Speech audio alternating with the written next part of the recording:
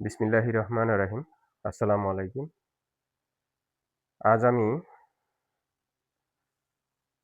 আমার বাস্তব অভিজ্ঞতা থেকে পরীক্ষার্থী যারা আছেন তাদের উদ্দেশ্যে একটি গল্প বলব। এই গল্পের ভিতরেই আপনারা কিছু প্রশ্ন এবং উত্তর খুঁজে পাবেন আশা করি। আমি ২০১৯ সালে গাইবান্ধা সদর থানায় যখন কর্মরত ছিলাম, তখন একটি চুরি মামলা আমি তদন্ত করি। এই চুরি মামলায় তদন্ত করার পরে আমি ঘটনাস্থলে গিয়ে ঘটনাস্থলের খসড়া মানচিত্র সহ অঙ্কন করি, সাক্ষীদের জবানবন্দি রেকর্ড করি এবং এই মূল যে চোর, ২ জন চোর ছিল, তার মধ্যে একজনকে আমি অ্যারেস্ট করি।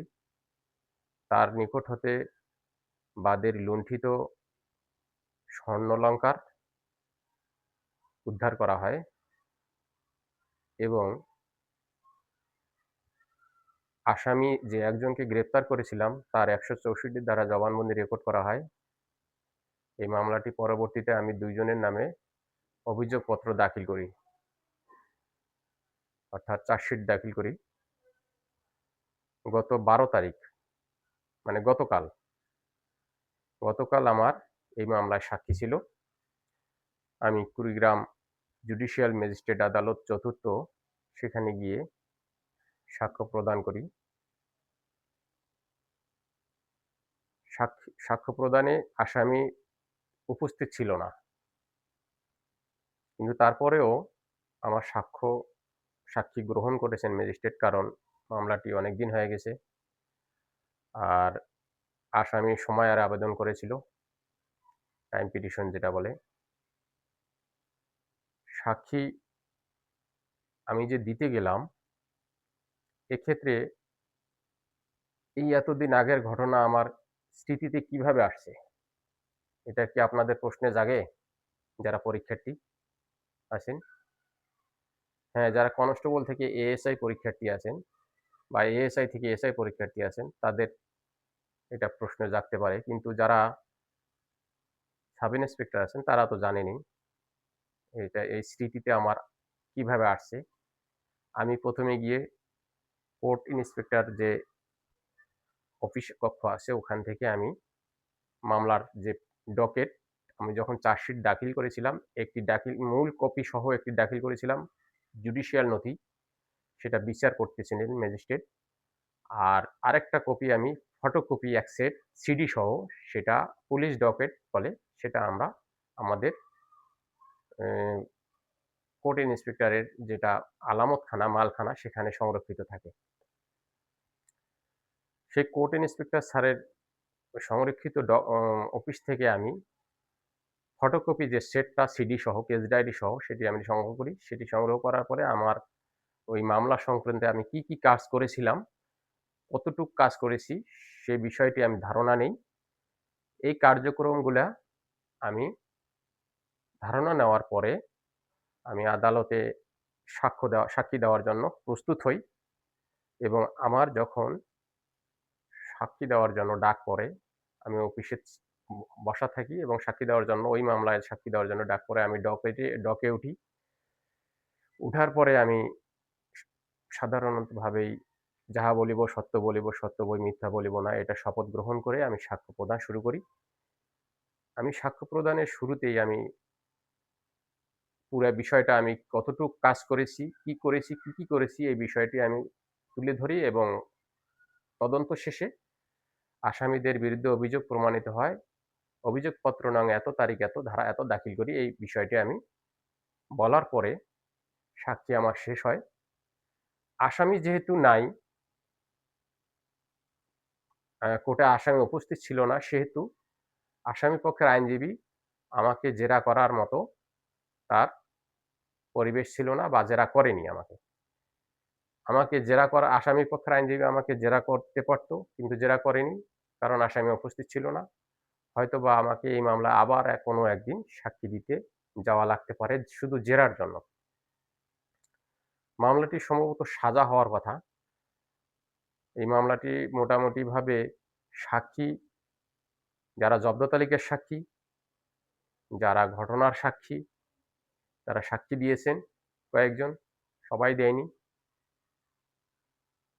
যে ম্যাজিস্ট্রেট আসামির ১৬৪ ধারায় জবানবন্দি গ্রহণ করেছিলেন, তিনিও বর্তমানে চিফ জুডিশিয়াল ম্যাজিস্ট্রেট স্যার উনি আছেন নওগাঁয়। উনি এসে এই মামলায় সাক্ষ্য দিয়ে গেছেন। মোটামুটি সাক্ষী ক্লোজ করার কথা। এখন হয়তো যুক্তিতর্ক হবে এবং রায়ের দিন ধার্য হবে। তো এখন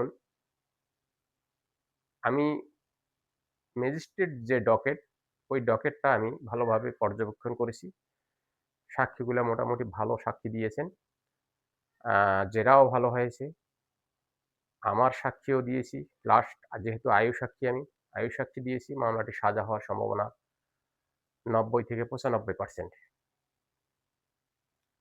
যাই হোক, এখন আমি যে কাজটা করলাম, এ পর্যন্ত কাজ করলাম, সাক্ষী পর্যন্ত দিলাম। এই মামলার বিচার প্রক্রিয়া শেষের পথে। তাহলে এখানে অনেক প্রশ্ন এসে যায়। এই প্রশ্নগুলো কি, কি?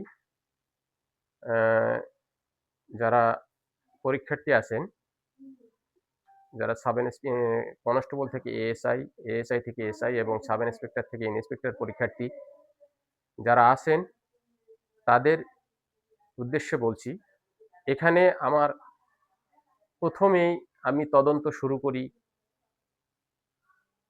কত ধারা মোতাবেক তদন্ত শুরু করি। সিআরপিসি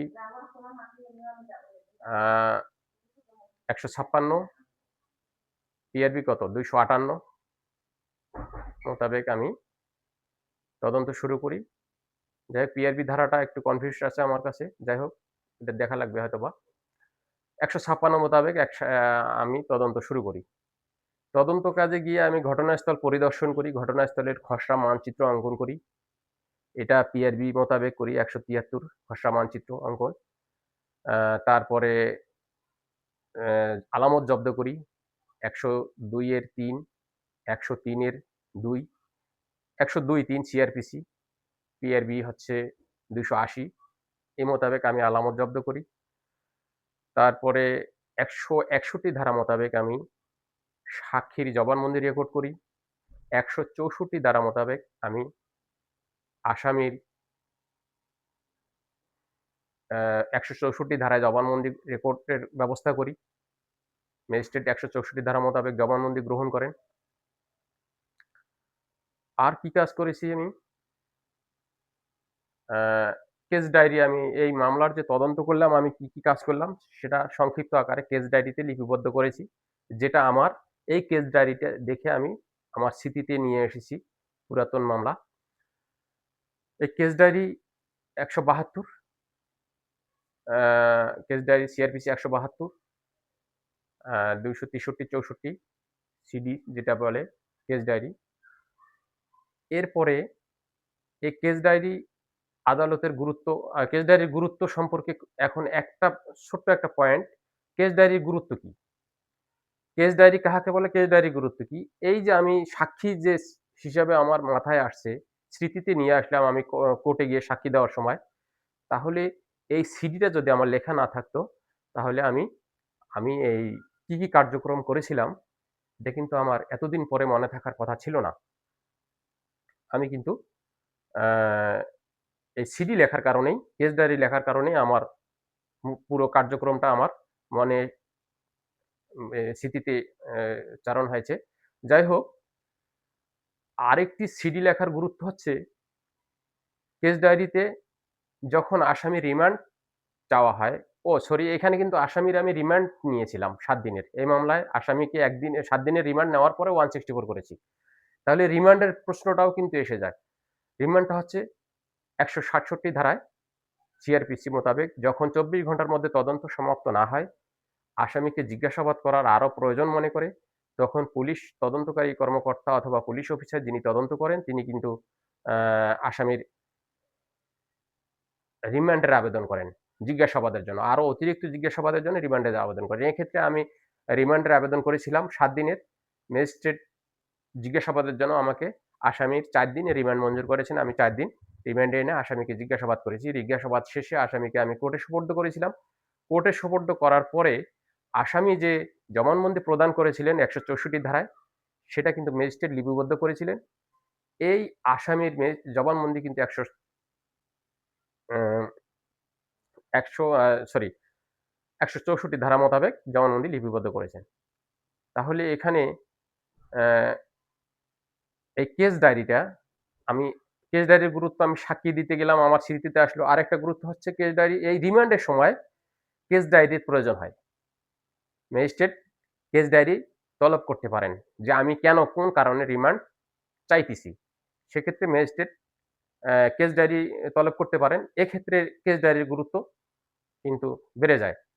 তারপরে আরেকটি সময় কেস ডায়েরির গুরুত্ব বেড়ে যায় সেটা হচ্ছে ম্যাজিস্ট্রেট যখন চার্জ গঠন করেন, মামলার যখন চার্জ গঠন হয়, বিচারের জন্য প্রস্তুত করেন, তখন কিন্তু এই চার্জ গঠনটা চার্জ গঠনের সময় সিডি তলব করতে পারেন।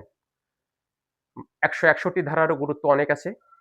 আমরা ১৬১ ধারা জবানবন্দি লিপিবদ্ধ করি। এই চার্জ গঠনের সময় ম্যাজিস্ট্রেট ১৬১ ধারা জবানবন্দি দেখতে পারেন।